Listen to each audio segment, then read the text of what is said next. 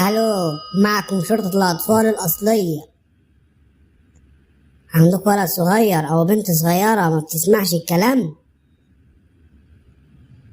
لو ما سمعش الكلام أو ما سمعتش الكلام هنيجي ناخدها على المركز ونحبسها.